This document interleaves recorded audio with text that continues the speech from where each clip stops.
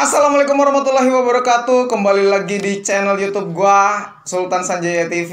Terima kasih yang udah nonton video ini. Jangan lupa kalau lu suka, kalau lu senang sama video ini, di like, di subscribe, dan di share teman-teman. Salam ngobrol-ngobrol. Oke, kali ini teman-teman gua kedatangan tamu jauh dari nggak tahu di mana tempatnya. Yang jelas dia udah nyampe sini. Lo naik apa lo di sini? Dari Zimbabwe gue naik odong-odong bos. Gila, jauh amat.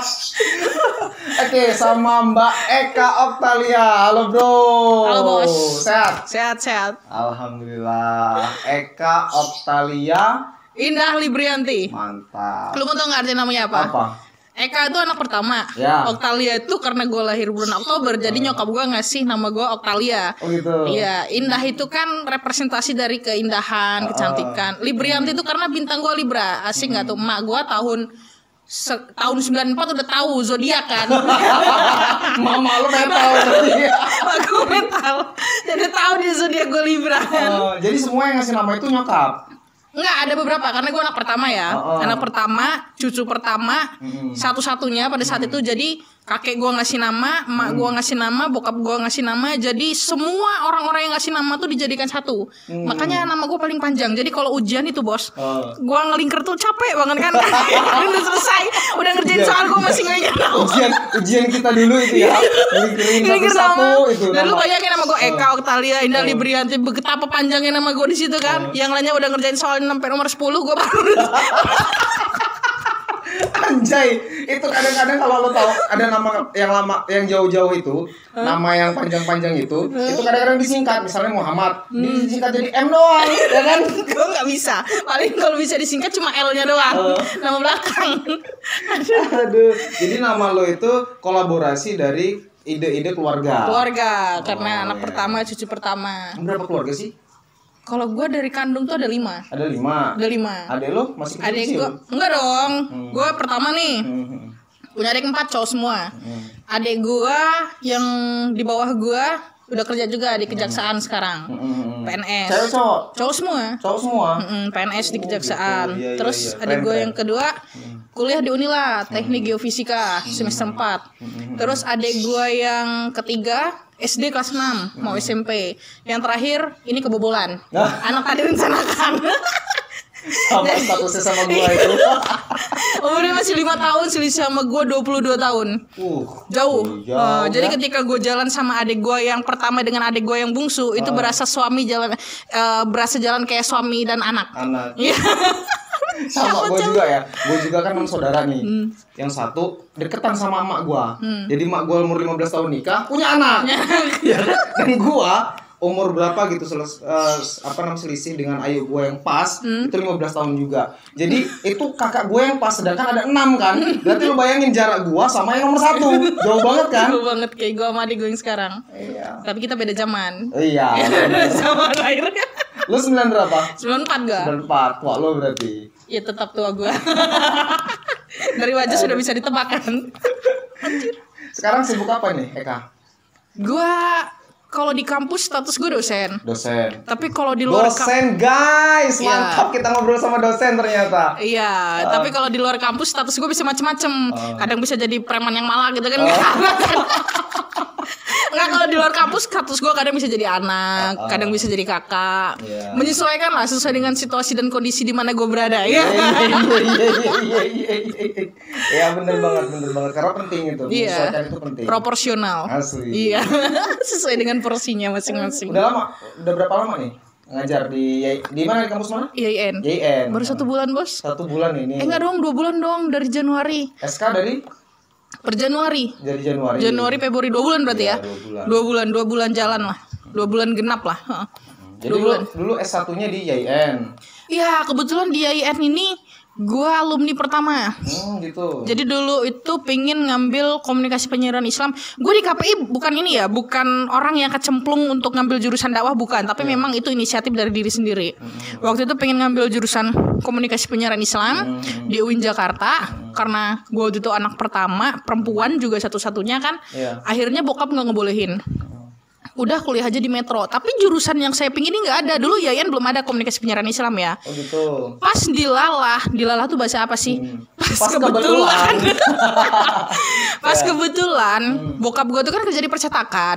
Jadi waktu itu Stein dulu namanya masih Stein. Stein itu nyetak brosur di percetakan bokap gue. Oh gitu. Iya, jadi bokap gue itu otomatis baca dong isi dalam brosur itu. Dibaca lah ada jurusan komunikasi penyiaran Islam. Pas kebetulan juga itu baru pertama kali buka. Jurusan itu baru pertama kali buka tahun 2012. Akhirnya sama bokap gue diambil itu brosur gitu kan. Dikasih tahu, "Ini ada nih jurusan kamu nih. Udah sekarang kamu gak ada alasan buat keluar di luar." Anjir kata gue. Gue niat pengen merantau, jadinya gak jadi kan gue kan. Udah akhirnya gue kuliah di IAIN. Tapi ada hikmahnya. Lu jalur apa dulu di IAIN? Mandiri, jalur SPAN? Bukan, SPAN. SPAN ya? SPAN. Ada hikmahnya ketika gue jadi alumni pertama dan kebetulan memang dari 12 orang akhirnya yang lulus pertama cuma gue wisuda sendirian, gue yudisium sendirian, satu prodi cuma satu orang gitu kan, ada di pojokan gitu kan, dan orang-orang tuh pada bertanya-tanya, "Lo kok wisuda dan yudisium gak ngajak-ngajak sih?" gitu kan. Bukannya ngajak-ngajak bos, cuma kawan gue yang lamaan. Itu berapa bulan itu? Berapa tahun? Pas 4 tahun gue. 4 tahun. Pas 4 tahun. 4 tahun bulan Agustus gue lulus. Dan ketika gue lulus akhirnya banyak support dari dosen-dosen untuk lanjut S2. Jadi pada saat itu banyak dosen-dosen udah kamu lanjut aja S2 biar nanti bisa balik lagi ngajar gitu kan. Karena alumni pertama sayang nih kalau nggak dilanjut gitu kan. Akhirnya bismillah waktu itu gue ngelamar S2 di UIN Bandung. Nah kebetulan memang yang ada jurusan gue itu hanya di UIN Jakarta dan UIN Bandung. Jurusan apa dulu? Komunikasi penyiaran Islam juga. Artinya linear, nggak keluar dari jalur. Nah jadi disitulah akhirnya setelah gue lulus dari S2 UIN Bandung tahun 2017, gue 2017 masuk. 2019 selesai, terus itu diminta untuk jadi DLB. Waktu itu masih DLB. Dosen luar biasa. Dosen luar biasa itu dia tidak terikat oleh waktu. Oh gitu. Jadi artinya nggak harus stay gitu kan. Dan gue punya beberapa kerjaan pada saat itu kan. Setiap hari Jumat ngajar. Pokoknya dulu tuh ngajar tuh hanya seminggu sekali. Itu untuk hari-hari lainnya gue lebih banyak di luar karena biasa orang lapangan bos. Jiwanya jiwa petualang. Tapi gue kaget loh asli jurusan lu KPI lo. Gue pikir lu nih jurusan hukum, jurusan HESI. Ternyata jurusan KPI. Tapi lu aktif nggak sih, menjiwai nggak sih di dunia? Iya banget dong. Komunikasi? Iya banget dong. Iya banget ya. Karena komunikasi penyiaran Islam itu bukan hanya semata-mata dicetak untuk menjadi seorang mubaligo. Oh gitu. Tapi juga kita dicetak untuk menjadi orang yang paham dan juga bisa menggunakan media ataupun dunia digital ya untuk kepentingan kebaikan seperti itu. Jadi dakwah itu dakwah itu bukan hanya dimaknai seorang ustadz ataupun ustazah menyampaikan pesan-pesan agama, bukan. Tapi siapapun yang berprofesi sebagai apapun ketika dia memiliki itikat untuk berbuat kebaikan ya pada sejatinya dia sedang melakukan proses dakwah. Cuma pengemasannya aja yang beda. Ada yang berprofesi sebagai guru, dosen, gitu kan, advokat, penulis, penyiar, seniman, jurnalistik. Pokoknya apapun berprofesi sebagai apapun ketika dia memiliki itikat untuk mengajak orang pada kebaikan, ya itulah proses dakwah. Dakwah ya. Benar sekali. Bu dosen. Keren. Jadi kalau dulu statusnya DLB. Kalau sekarang dosen tetap. Dosen tetap bukan PNS, DTB PNS. Iya, DTB. Jalan 2 bulan ya. Jalan 2 bulan ini, alhamdulillah. Kalau boleh tahu dulu sama sekarang beda nggak? Apanya yang beda? Gajinya dong. Ya beda dong. Beda ya. Kalau dulu itu nggak usah sebut nominal tapi kira-kira. Bukan, artinya gini, kalau dulu itu bukan profit oriented, tapi murni memang pada saat itu saya mencari pengalaman untuk bagaimana sih caranya ketika kita terjun menjadi seorang akademisi gitu kan. Selama ini kan gue menjadi seorang praktisi, jadi jurnalis gitu kan, terus itu jadi orang yang kerja di lapangan. Karena beberapa pengalaman gue tuh memang jiwa gue tuh jiwa lapangan. Pernah jadi jurnalis, oke. Jadi konten kreator oke. Terus pernah itu juga konten kreator. Iya, konten kreator, tapi untuk beberapa project ya gitu kan. Iya, jadi diminta untuk kreator sendiri apa untuk konten ini? Bukan gue yang ini, gue yang mengonsep gitu kan. Gue yang nge-take gitu kan. Nge-team berarti ya? Nge-team, itu konten kreator pernah. Terus itu jadi pendamping wirausaha waktu itu program Kementerian Tenaga Kerja juga pernah. Yang itu kerjanya memang kita turun lapangan, mendampingi kelompok-kelompok usaha gitu kan, UMKM. Ya sejauh ini lebih banyak di lapangan. Makanya gue masih bisa membagi waktu itu kan antara pekerjaan lapangan dengan ngajar. Nah kalau sekarang ketika gue menjadi dosen tetap gitu kan, sudah ada konsekuensinya. Pokoknya Senin sampai Jumat harus stay di kampus. Artinya itu kan bagian dari itu kan bagian dari pengabdian kita untuk menjalankan Tridharma perguruan tinggi ya, pengajaran, pengabdian, penelitian gitu kan. Jadi harus ke kampus gitu kan, harus lebih aktif di kampus. Paling keluarnya ada project di luar itu Sabtu Minggu, artinya tidak mengganggu waktu gua ketika harus ngajar di kampus gitu kan. Terus jadi begitulah. Kerjaan-kerjaan yang lain nih kayak kalau sekarang kan sudah disibukkan dengan akademisi ya. Lo ngajar, lo punya tanggung jawab. Terus kalau untuk yang lain nih kayak yang ceritain tadi nih, misalnya lo di luar ketemu siapa, ngapain, terus berkomunitas dan seterusnya, itu masih ke backup nggak sih? Masih dong. Masih ya. Karena yang penting dalam hidup tuh bagi gua ini ya, manajemen waktu ya. Iya. Jadi segala sesuatu yang kita lakukan itu kan bergantung pada diri kita. Tergantung kita bisa manage apa enggak. Yeah. Kalau gue dalam hidup gue selalu punya prinsip. Apapun yang gue jalankan, gue harus siap dengan konsekuensinya, itu yang pertama. Terus yang kedua, jangan sampai kesibukan yang gue lakukan itu akan merusak aktivitas-aktivitas gue yang utama ataupun aktivitas-aktivitas gue lainnya. Makanya gue siasati. Ketika Senin sampai Jumat itu full gue harus stay untuk menjalankan pengabdian sebagai dosen. Tapi ketika Sabtu Minggu, artinya kan tuh free day ya untuk saya gitu kan, untuk gue gunakan untuk yang lainnya. Karena kan gue punya beberapa komunitas dan itu sudah menjadi jiwa-jiwa gue ya. Ketika gue senang diskusi dengan orang, ketika gue senang untuk bertemu dengan orang gitu kan, ketika gue senang turun ke bawah gitu kan, itu sudah menjadi jiwa lah. Jadi itu sulit untuk dipisahkan. Gila, sibuk banget berarti lo nih ya. Gue gak kebayang ya gimana untuk urusan percintaan ini. Kalau gue jadi lawan jenis lo yang mungkin ada perasaan sama lo, gila, gak ada waktu kayak gue sama lo itu. Tenang bos, itu tadi pentingnya memanage waktu.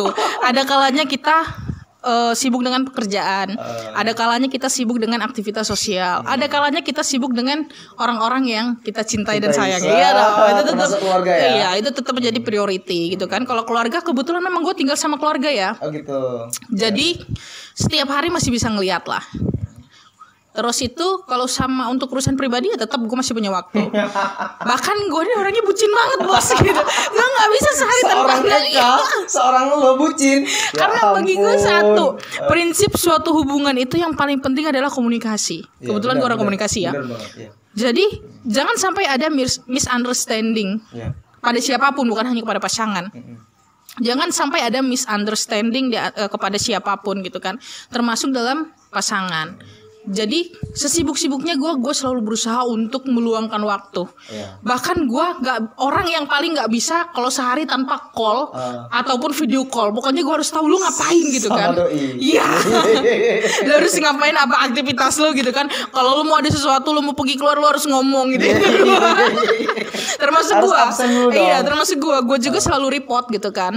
Ketika gue ada urusan ini, artinya supaya saling memahami dan menghargai waktu lah. Dia sibuk, gue sibuk gitu kan. Tapi ketika nggak ada komunikasi di situ, contoh nih, gue sama lu sama-sama sibuk, umpama lu pacar gue sama lu sama-sama sibuk. Kalau nggak ada komunikasi ataupun report dari antara keduanya gitu kan, bisa jadi kita overthinking kan. Overthinking. Kenapa sih dia nggak WA? Kenapa sih dia nggak ngechat gitu kan? Dia lagi ngapain ya? Dia lagi sama siapa sih gitu kan? Tapi ketika gue berusaha untuk report, saya hari ini ada kegiatan, ketemu sama orang sampai jam segini. Saya hari ini ada kesibukan gini. Tapi lo bisa ya manage waktu gitu ya. Kalau gue sih biasanya gini, gue mungkin sudah memanage waktu, sudah nulis atau sudah memanage apa gue mau ngapain nih. Tapi kadang-kadang itu berubah semua loh. Susah dengan schedule ya. Ya kan? Pernah nggak ngerasain kayak gitu? Dan gue harus memberikan pemahaman kepada dia. Gue tadinya sudah dari pagi itu bilang ke dia mau ketemu si A, nggak taunya di waktu itu gue nggak jadi ketemu si A. Gue di rumah jadi masak misalnya. Dan itu gue memberikan pemahaman, males banget gue yang kayak gitu. Itu yang Tapi jadi padahal kan problem. harus dijelaskan, ya kan? Nah itu kalau lo kayak gitu nggak? Kalau gue gini dok. Gimana? Contoh, gue kan ngomong sama dia hari ini gue ada kegiatan nih di luar, ada kerjaan 2 hari. Biasanya Sabtu Minggu tuh jarang saya pulang ke rumah. Biasanya Sabtu Minggu itu waktu saya di luar untuk kegiatan lain, untuk pekerjaan lain gitu kan. Dia nanya tadi, kenapa kok lu ini nggak jadi pergi? Kenapa lu nggak kerja? Kata dia. Kok masih di rumah? Kata dia. Kamu bilang mau kerja. Langsung gue video call dong. Iya, saya masih di rumah. Saya ngerubah plan saya. Saya nggak jadi pergi keluar kota, tapi saya ketemu sama teman-teman saya. Jadi setelah saya ngasih pengertian kayak gitu, dengan bukti ini loh saya lagi ini gitu kan. Ya, jadi kepercayaan itu akan terus dipupuk dan tumbuh. Gitu simple sih. Yang penting komunikasi yang paling utama dalam suatu hubungan ya. Iya benar. Nah itu yang kadang-kadang sepasangan itu yang nggak tahan di wilayah itu. Sebutin itu gue doang. Kalau masalah komunikasi ya, gue nggak bisa pokoknya. Saya nggak bisa hubungan kalau nggak ada komunikasi. Karena mantan-mantannya sebelumnya tuh kenapa nggak bisa ngertiin, karena dia nggak bisa nerima prinsip saya. Gini, setiap orang tuh kan pasti punya prinsip toh. Ya, benar. Lo punya prinsip dalam hidup lo, pasangan lo pasti punya prinsip dalam hidupnya gitu kan. Gue punya prinsip ketika menjalani hubungan, komunikasi adalah hal yang paling penting. Tapi rata-rata cowok yang gue temuin yang hadir dalam hidup gue, mereka itu ketika sudah ketemu dengan kawannya, abai dengan HP-nya. Iya nggak? Iya benar. Ketika dia sudah ada kesibukan, dia nggak peduli dengan HP-nya dan menganggap ya udah sih lo kan udah jadi pasangan gua gitu kan, ya udah sih gitu. Jadi kebanyakan ya udah sih ya. Jadi kebanyakan ya udah sih pada akhirnya itu menyebabkan overthinking buat diri gua yang akhirnya membuat kita sama-sama overthinking dan nggak betah, akhirnya gagal. Tapi ketika kita menemukan pasangan yang memang bisa ngerti ya, ini kesibukan saya, kamu harus nerima. Ini prinsip hidup saya, kamu harus bisa nerima. Ketika kita bisa mengimbangi satu sama lain, itu menjadi hal yang sangat mudah untuk bisa saling mengerti dan memahami. Asik, cocok. Tapi asli lo sedetail itu ya. Iya. Gue aja kadang-kadang susah untuk menyampaikan apa kejadian yang lo sampaikan tadi itu. Karena memang iya sih. Gue nganggep kenapa gue harus ngubungin dia lagi, toh sama aja kok. Dia udah jadi milik gue, gue udah jadi milik dia. Waktunya gue sama dia, waktunya gue sama orang lain, gue sama orang lain. Maksudnya bukan orang lain yang lain ya. Maksudnya kawan atau keluarga atau apalah gitu. Nah itu, ini kadang-kadang gue berpikir, ih, ya kok cewek oper begitu gitu kan? Oper banget sih, gila. Jadi harus dibedakan nih. Ini berdasarkan pengalaman gue ya, karena gue punya 20 mantan. Dosen, pas 20 mantan. 20 itu dari SD apa dari SMP? Terhitung dari SMP. Dari SMP. Dari SMP. Lo SMP udah pacaran ya, keren ya, banget. tapi kan itu kan cinta-cinta monyet gitu. Tapi dari SMP gue tetap setia dengan satu orang. Sampai pada cinta pertama. Terus SMA bertahan dengan satu orang itu selama 7 tahun. Bayangin 7 tahun nyampe gue kuliah kan. Dari SMA sampai kuliah. SMP satu orang. SMP satu orang. Itu bertahan sampai menjelang SMA. SMA kelas 1 itu satu orang. Iya. Bertahan selama 7 tahun sampai gue kuliah. Sampai KKN waktu itu kan 7 tahun, udah punya anak berapa 7 itu? tahun. Ya kalau kredit mobil udah lunas lah. Mobil. Nah, tapi setelah dari situ gitu kan, karena 2 kali gue mengalami hal yang menyakitkan, tapi yang paling menyakitkan yang SMA sih gitu kan. Bayangin 7 tahun gue jaga jodoh orang gitu kan, dengan proses yang menurut gue tuh nggak gampang untuk move on. Nah dari situ gue mulai untuk mengobservasi laki-laki. Asik, bahasanya mengobservasi. Iya, meneliti. Bukan gue sok cantik, bukan. Gue sadar gue nggak cantik banget, tapi setidaknya perempuan itu kan harus punya value. Iya dong. Tapi memang bener kok. Kadang-kadang laki juga ngerasa gitu, walaupun dia cantik, tapi rasanya nggak ada, nggak jadi. Terus lo juga pasti gitu kan? Iya bener. Dan menurut gue fisik bukan hal yang sangat penting. Hal yang sangat penting itu adalah apa? Satu, dia bisa ngerti ya. Kalau orang sih pasangan pasti harapannya pengertian. Biasanya kalau yang fisik itu yang baru amatiran, baru mulai, baru nakal. Yang penting rasa sih, bukan rasa. Rasa dalam artian kita bisa ngerasain dia tuh memang bener-bener sayang dengan memberikan perhatian, pengertian gitu kan. Ya pokoknya ada segala macamnya lah gitu. Jadi itu permasalahan laki-laki yang paling sangat sederhana tuh adalah itu, berpikir bahwasannya udah sih. Jadi menurut dia tuh masalah sederhana, tapi bagi perempuan itu nggak sesederhana itu, bos. Jadi dan lu di mana nih? Nanti dulu. Dan lu di mana nih? Lu lebih sepakat yang pertama apa yang kedua? yang laki-laki dong. Yang laki-laki. Masih enggak, gue sepakat dengan wanitanya dong. Oh, dan wanitanya. Iya, wanita tuh nggak sesederhana itu. Ketika laki-laki berperasaan, gue males, ya udah sih, yang penting kan kita sudah jadian, udah punya gue gitu kan. Itu laki-laki. Tapi itu laki-laki. Yang penting sekarang kan gue punya waktu untuk lo, ya gue jalanin. Ketika gue punya waktu buat orang lain, ya lo bisa ngertiin gue gitu kan. Tapi perempuan gak sesederhana itu. Perempuan itu ketika dapat informasi aja, maaf ya, saya hari ini ada kegiatan ini sama ini, saya lagi ngobrol sama, cukup sampai di situ perempuan sudah ngerti kok. Sudah ngerti ya. Sudah ngerti. Yang penting itu komunikasi dan report aja informasi. Iya benar banget. Biar nggak misunderstanding itu tadi. Oke, gila, keren banget ini curhatan sama Mbak Eka.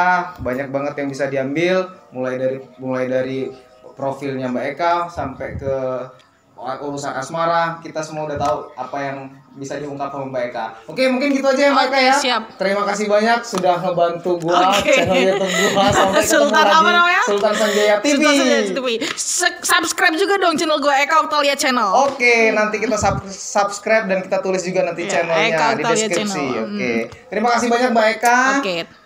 Kalau kalian suka sama video ini dan ada manfaatnya, silahkan di like, di subscribe, dan di share agar gua lebih semangat lagi untuk buat kreativitas, buat karya yang baru. Mungkin itu aja yang bisa kita obrolin. Salam ngobrol. Wassalamualaikum warahmatullahi wabarakatuh.